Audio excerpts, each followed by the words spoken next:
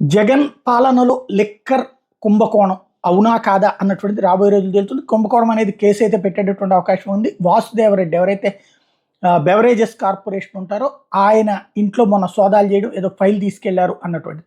ప్రాక్టికల్గా ఏముంటుంది లిక్కర్లో మద్యం కుంభకోణం అంటే గ్రౌండ్ లెవెల్లో మద్యం దుకాణాలని ఒక ప్రైవేట్ చేయడము, లేకపోతే వాటి నుంచి వసూలు చేసుకోవడం. అట్లా కాకుండా బెవరేజెస్ కార్పొరేషన్ డైరెక్ట్గా లైసెన్సులు ఇచ్చే చోట లేకపోతే కనుక వాటి దగ్గర డబ్బులు తీసుకున్నారన్నటువంటి కోణాన్ని ప్రస్తుతం ప్రొజెక్ట్ చేస్తున్నారు. వాసుదేవరెడ్డి అప్రూవర్గా మారారు అంటూ తెలుగుదేశానికి సంబంధించినటువంటి అనుకూల సోషల్ మీడియా వర్గాలు హైలైట్ చేస్తున్నాయి. ఆయన మొత్తం చెప్పేస్తానన్నారు.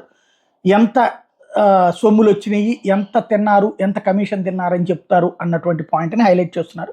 ఎంతవరకు వాస్తవం రాబోయే రోజుల్లో. ముందైతే ఆయన మీద సిఐడి కేసు నమోదు చేసింది. What next? ఈ వ్యవహారంలో ఏం తేలుతుంది? ఇందులో మామూలుగా ఆయన సొంతగా అయితే తిండ కదా, ఆయన తింటే ఆ డబ్బులు తీసుకెళ్ళి జగన్కి ఇవ్వాల్సి ఉంటుంది, లేదా ఎక్సైజ్ మంత్రికి ఇవ్వాల్సి ఉంటుంది, నారాయణ స్వామికి. వీళ్ళందరినీ ఇప్పుడు ఈ కేసులో తీసుకుంటారా, కేసు పెడతారా వాళ్ళ మీద చూడాల్సి ఉంది.